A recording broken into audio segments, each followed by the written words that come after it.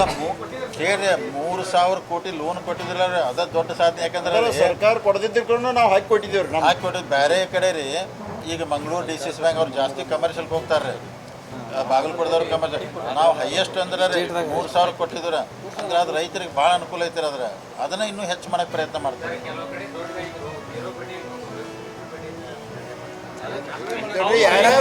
ಯಾರ್ಯಾರು ಎಲಿಜಿಬಲ್ ಇದಾರ ಅವ್ರು ಕೊಡಬೇಕು. ನಾವು ಅವ್ರ ಮುಂದೆ ಏನು ಮಾಡ್ತಾರೋ ನೋಡಕ್ ಬರಲ್ಲ. ಯಾರ್ಯಾರು ಎಲಿಜಿಬಲ್ ಇದಾರ ಅವ್ರು ಕೊಡಬೇಕು.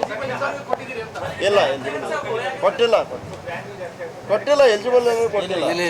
16 ಆಗೋದ್ರಿ, 15 ತಾಲೂಕು ಒಂದೊಂದು ಡೈರೆಕ್ಟ್ರು, ಒಂದು ಅದರ್ಸ್ ಎಲ್ಲ ಕೂಡಿ ಬಂದ್ರಿ. 16 ಜನ ಬೋರ್ಡ್ ಆಫ್ ಡೈರೆಕ್ಟ್ರಿ, ಒಂದು ಅಪೆಕ್ಸ್ ಬ್ಯಾಂಕು, ಒಂದು DRO ಬೋರ್ಡ್ 18 ಮಂದಿ ಇರ್ತೈತೆ ರೀ. ಯಾರಿಗೆ ಅಂದ್ರೆ ನೋಡೋಣ ಇನ್ನ ಯಾರನ್ನು ಈಗೆಲ್ಲ ಕುಂತು ಪ್ಲ್ಯಾನ್ ಮಾಡ್ತೀವಿ. ಅಂದರೆ ಪ್ರೋಟೋಕಾಲ್ ಪ್ರಕಾರ ಮತ್ತು ಸ್ಟೇಟ್ದವ್ರನ್ನೂ ಕರಿಬೇಕಾಗ್ತೈತಿ ರೀ, ಸೆಂಟ್ರಲ್ದವ್ರನ್ನೂ ಕರಿಬೇಕಾಗ್ತೈತಿ. ಇಲೆಕ್ಷನ್ ಇರೋದ್ರಿಂದ ಮತ್ತು ಎಲ್ಲರೂ MLAಗಳು ಬಂದು ಕುಣಿತಾರೆ. ಅದಕ್ಕೆ ನೋಡಾತೀರಿ ಏನು ಮಾಡ್ಬೇಕು.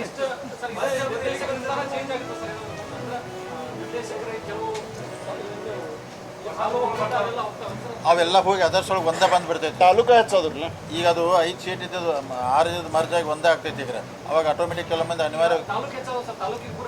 ಹಾಂ, ತಾಲೂಕು ಪ್ರತಿಯೊಂದು ತಾಲೂಕು ಒಬ್ಬರು ಬರ್ತಾರೆ. ಹೊಸ ತಾಲೂಕು ಕೂಡ ಈಗ ಮೊದಲು ನಮ್ಗೆ ಗೋಕಾಕ್ ಬಂದಿತ್ತು ರೀ, ಮೂಡಲ್ಗಿ ಆಗೋದ್ರೆ, ಚಿಕ್ಕೋಡಿ ಒಂದಿತ್ತು, ನಿಪ್ಪಾಣಿ ಆಗೋದ್ರೆ, ಬೈಲೊಂಗಲ್ ಒಂದಿತ್ತು, ಕಿತ್ತೂರು ಆಗೋದು. ಅಂದ್ರೆ ಟೋಟಲ್ ನಂಬರ್ ಆಫ್ ಡೈರೆಕ್ಟರ್ಸ್ ಅಷ್ಟೇ ಉಳಿತಾರು. ಬಟ್ ಅದರ್ಸ್ದಾಗಿಂದ ಒಂದು 5 ಜನ ಕೂಡಿ ಒಂದಾಗ್ತಾರೆ. ಈಗ ಇಂಡಸ್ಟ್ರಿ, ಡೈರಿ, ಆಮೇಲೆ ಕ್ರೆಡಿಟ್ ಸೊಸೈಟಿ, ಆಮೇಲೆ ಈ ಸೌಭಾಗ್ಯ ಲಕ್ಷ್ಮಿ ತೆಗೆದ್ರೆ ಅದನ್ನು ಹೇಳ್ಬಿಟ್ಟು ಕನ್ಫ್ಯೂಸು ಕತ್ಲಾಗಿರೋದು ಜಿಲ್ಲಾದ ಏನು ಮಂದಿರಿ. ಸೊ ಅದಕ್ಕೆ ಈಗ ಅದ ಅವ್ರು ಮೊನ್ನೆ ಡಾಕ್ಟರ್ ಮಾಂತೇಶ್ ಕಡಾಡಿ ಒಂದು ಅಲಿಗೇಷನ್ ಮಾಡಿದ್ರೆ, ಲೆಟ್ರ್ ಕೊಟ್ಟಿದ್ದಾರೆ. ಸೌಭಾಗ್ಯ ಲಕ್ಷ್ಮಿಗೆ ರಮೇಶ್ ಜಾರಕಿಹೊಳಿ DCS ಬ್ಯಾಂಕ್ದವ್ರು ಲೋನ್ ಕೊಡತ್ತಾರತ್ತ.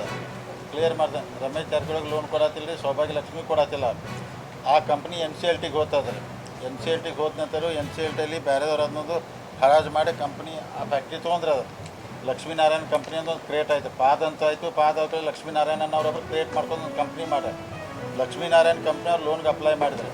ಲೋನ್ಗೆ ಅಪ್ಲೈ ಮಾಡಿದ್ಮೇಲೆ ನಮ್ಮದು ಅವರೆಲ್ಲ ಕೂಡಿ 3 ಬ್ಯಾಂಕ್ ಕೂಡಿದ್ವಿ ನಾವು. ಒಂದು ಬಾಗಲಕೋಟೆ, ಬೆಳಗಾವಿ, ಕೊಲ್ಹಾಪುರ. ಬಾಗಲಕೋಟೆ ಅವ್ರು ಕೊಡೋಕೆ ರೆಡಿ ಆಗೋದಿಲ್ಲ. ಬೆಳಗಾವಿ DCS ಬ್ಯಾಂಕ್, ಕೊಲ್ಹಾಪುರ ಕೂಡಿಕೆ 160 ಕೋಟಿ ರೂಪಾಯಿ ಲೋನ್ ಕೊಟ್ಟು 160 ಕೋಟಿ ಲೋನ್ ಕೊಟ್ಟು 330 ಕೋಟಿ ರೂಪಾಯಿ ಇದ್ದಂಥ ಪ್ರಾಪರ್ಟಿ ಪ್ಲೇಜ್ ಮಾಡ್ಕೊಂಡು ರೀ. DCS ಬ್ಯಾಂಕ್ ಹೆಸರಲ್ಲಿ 360 ಎಲ್ಲ ಬೇಕಾದ್ರೆ ನೀವು ಸಬ್ ರಿಜಿಸ್ಟ್ರಿ ಆಫೀಸ್ ಚೆಕ್ ಮಾಡ್ಬೋದು. ಅಷ್ಟನ್ನೆಲ್ಲನೂ ನಾವು ಸಬ್ ರಿಜಿಸ್ಟ್ರಿ ಮಾಡ್ಕೊಂಡು ಲೋನ್ ರಿಲೀಸ್ ಮಾಡಿದ್ದಾರೆ. ಅವ್ರಿಗೆ 8 ವರ್ಷ ಕಂತು ಕೊಟ್ಟಿದ್ದವ್ರು. ಅಂದರೆ ನೀವು ಕಂತ ಬಡ್ಡಿ ಹಿಂಗೆ ಕಟ್ಬೇಕಂತೇಳಿ. ಅದಕ್ಕೆ ಅವರು ಅಂದರೆ ಅಲಿಗೇಷನ್ ಅವ್ರು ಯಾವ ಆಧಾರ ಮ್ಯಾಗ ಅವರು ಕರೆಕ್ಟಾಗಿ ಮಾಹಿತಿ ಇದಾದ್ರು.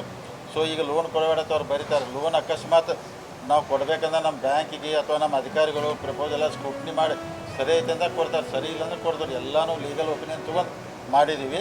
ಆದರೆ ರಮೇಶ್ ಜಾರಕಿಹೊಳಿ ಲಕ್ಷ್ಮೀನಾರಾಯಣ ಕಂಪ್ನಿಗೆ ಕೊಟ್ಟಿದ್ದೀವಿ. ಎಲ್ಲ ಲೀಗಲಿ ಪ್ಲೇಜ್ ಮಾಡಿದ್ವಿ. 330 ಕೋಟಿ ಆಸ್ತಿ ನಮ್ಮ ಕೈಯಾಗೈತಿ. ಅಕಸ್ಮಾತ್ ಅವ್ರು 180 ಕೋಟಿ ಕಟ್ದಿಲ್ಲ ಅಂದ್ರೆ ಅದನ್ನು ಸವಾಲು ನಾನು ಮುಂದೆ ಮಾಡಿ ತೊಗೋತೇನೆ.